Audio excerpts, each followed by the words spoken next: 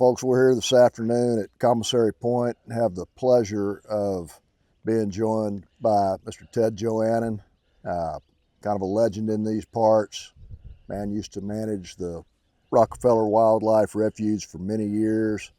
He's a pioneer of the alligator restocking program that makes them as plentiful as they are today, and has a lifetime of knowledge about this part of the world, not just this ranch in particular.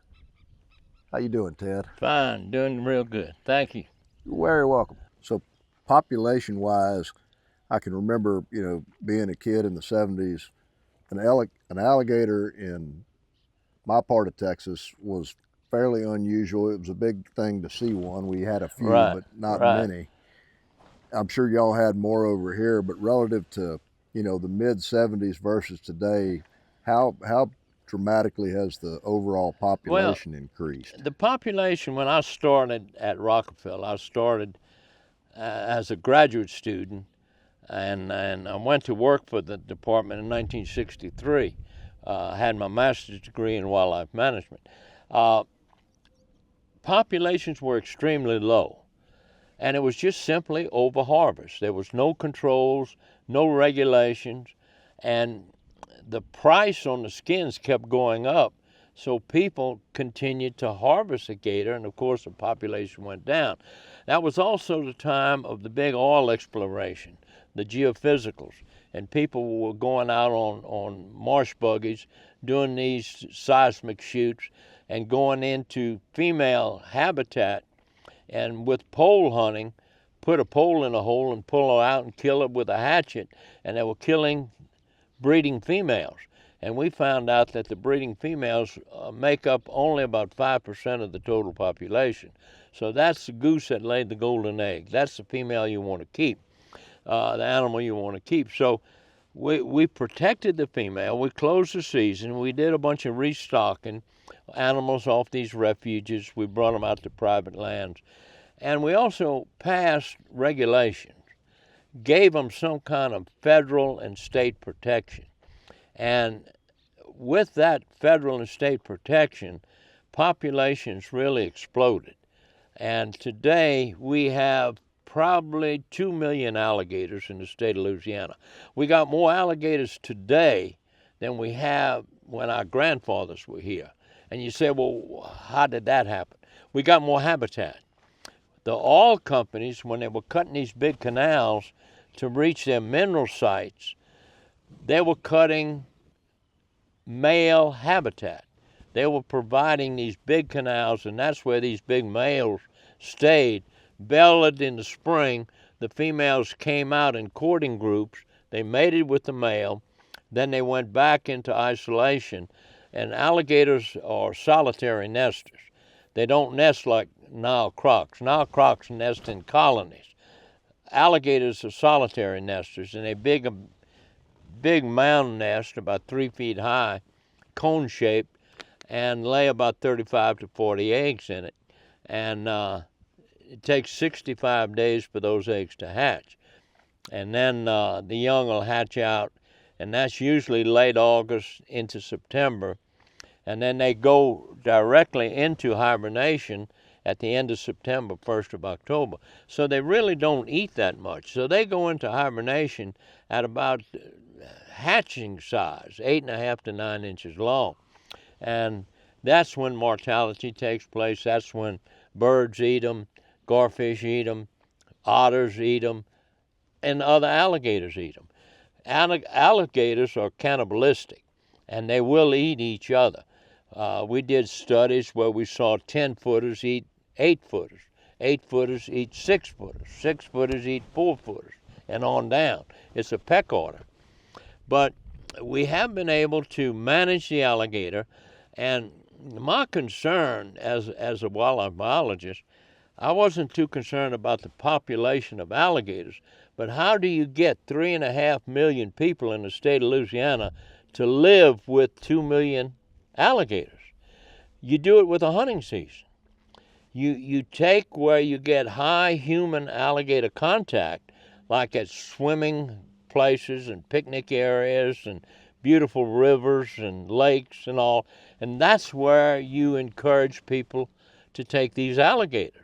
And that has provided a way to where people can accept living with alligators. It's not uncommon here to see an alligator on the road, and you don't panic. You just push him off the road and off he goes.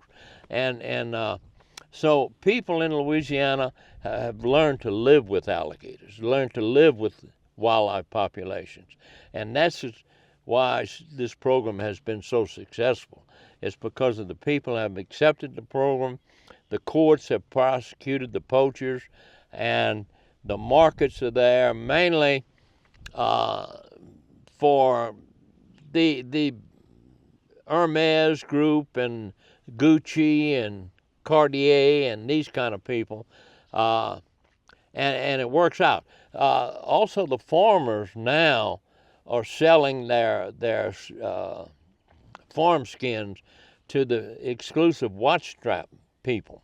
They make a lot of watch straps for these real fancy watches with alligator, and it works out real well.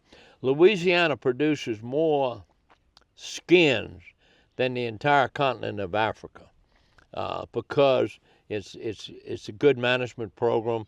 Landowners work with us with the program, and also it has been very successful over the years, and populations continue to increase. Although we've taken, like I said, 35,000 alligators and 200, 300,000 alligator eggs every year, the population continues to increase at a rate of 5 to 10% every year. So the alligator is ugly as hell, but he's manageable, and he's alive and well. Tell me, Ted, give me a little bit of history about this. Tell me Commissary Point, the area. Well, this goes back a number of years, but this was all owned by oil companies. And in those years, oil companies owned the property where they drilled. And that way they got minerals and everything else. And about 15, 20 years ago, they drilled had all the oil drilled out, and they put it up for sale. But the surface area was always leased for either cattle grazing, or this particular area was waterfowl hunting. Southwest Louisiana is known for its tremendous concentrations of ducks and geese, and this area was a prime right in the heart of the main migration of waterfowl. So this was always a real nice piece of property and always very productive in ducks and geese. This is a real prime piece of habitat because it's the best of both worlds. You got duck hunting here, you got goose hunting, alligator hunting, and then just right next your neighbor is saltwater fishing. It's some of the finest saltwater fishing, speckled trout and redfish, in southwest Louisiana. That is what I love about this place is you can do lots of things. You could do both in the same day. Exactly, and the nice part about it, in the hot summers here, and the summers get hot as hell. These people have built piers and put lights on them and fish at night. It's in the cool part of the evening. They could go out and catch a icebox full of speckled trout off the lights off the end of their pier. So it's really nice. The location of the property is unique in that you can drive to it. In the coastal marshes, most of the camps and shooting preserves you have to go to by boat. But this is one you could drive to. This is an excellent place to raise a bunch of kids and teach them what wildlife conservation is all about. One of the things that I find really neat about this place is it's kind of the transition point. It is the transition point from prairie to reservoir to big marsh. Exactly. You got two marsh types here. You got basically the fresh marsh, which is the ag land, and then you have the brackish marsh, which is the impoundment. And over the years, the impoundment was connected to the lake here, and it was managed for aquatics, widgeon grass, which is the number one food for ducks. So they managed the brackish marsh for widgeon grass. Then the ag land, they manage for annual grasses. And that means moving water on during the winter, then moving it off, drying it up, letting these annual grasses grow. Annuals are grasses that live less than 1 year. And being that they do live less than 1 year, they're tremendous seed producers. Right. And that's, of course, what attracts the ducks, are these seed. So you dry the land up in the spring, grow your grasses, reflood them when the plants mature. They'll shed and go into the water. Then you put about 6-7 inches of water over that ag land, and here come the ducks. Get ready. It's worked out real well, and as a result, it's a tremendous recreational area here. The other part of the property is alligators. That there's the property qualifies for a handful of tags. You could either sport hunt them, go out and you could kill them, take the hides, have them tanned, make boots out of them, make gun cases out of them, do whatever it is. And the neat thing, it comes from your property. You hunted it, you killed it, you tanned it, and now you got a gun case out of it. The other part of it is alligator eggs. We started the alligator hunting in 1972 here, but I also started the alligator farming. In our research, we found out that 85% of the eggs in alligators die before they're 4 feet long. So why lose 85%? If you're in a business and you lose 85% of your business you're not going to be in business long. But alligators do that, and they survive, mainly because they lay a tremendous number of eggs every year, 35 to 40 in a clutch. We allowed people to go out and pick those eggs up, put them on farms, and raise them on farms for skins and meat.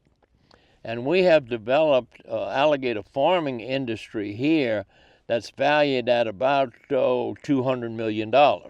And that supplies most of the skins to the Europeans, and they make the expensive handbags and shoes and belts and everything else out of that.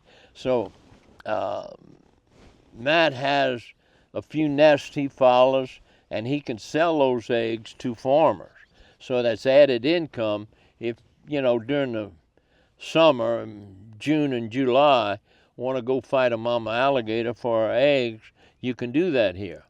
And we haven't lost anybody yet, so it's pretty good. We harvest in the neighborhood of about 35,000 wild alligators across the coast every year, and we harvest in the neighborhood of about 300,000 eggs every year along the coast. And that goes to about 15 to 20 farmers, and they raise those animals to about 4 feet long, harvest them, sell the meat, and the skins go into the high-end fashion market. Hollywood is a big buyer of our skins, New York, New Jersey. And one thing that's interesting, we found out in our research, that you can control the sex of an alligator. Alligators don't have sex chromosomes. Everybody has sex chromosomes. When eggs are fertilized, they line up on the equatorial plate, and you get your hair color, your sex, and height, and skin color, and all that. Alligators don't have that. So there's got to be other factors that determine sex in alligators. And I found that it's incubation temperature of the egg. A high incubation temperature produces males, a lower incubation temperature produces females. And also we found out that we can control metabolic rate of the alligator in the incubation temperature of the egg. So farmers hatch them out at about 87 degrees, which is about 50-50 male-female, and they have a high metabolic rate. Now, the wild alligator at a year old is about 10-12 inches long. A farm alligator, a year old, is 4 feet long. That way, he's in 87 degrees year-round. He's in a hothouse, and he's fed every day. And he's growing about 3 inches a month. So he reaches that 4 feet long in about 14 months. And then he'll go on into the market, and his skin goes, the meat goes into the restaurant trade. And so you can grow an alligator that is ready for either consumption or release in 1/4 of the time that they would do it out in the occur. wild, in Mother Nature. You can improve on Mother Nature, because here alligators hibernate. They hibernate for 6 months during the wintertime, and then they grow for 6 months during the summer. But if you keep them in heated chambers, they grow constantly, and they do very well. In the wild, it takes 10 years for an alligator to reach sexual maturity. You raise them in these hothouses, you quick grow them, they reach sexual maturity in 5 years. So you're turning back a much better animal. He's got a higher metabolic rate, he's going to grow faster, and he's going to mature faster and put animals back into the population in half the time that the wild population would do it.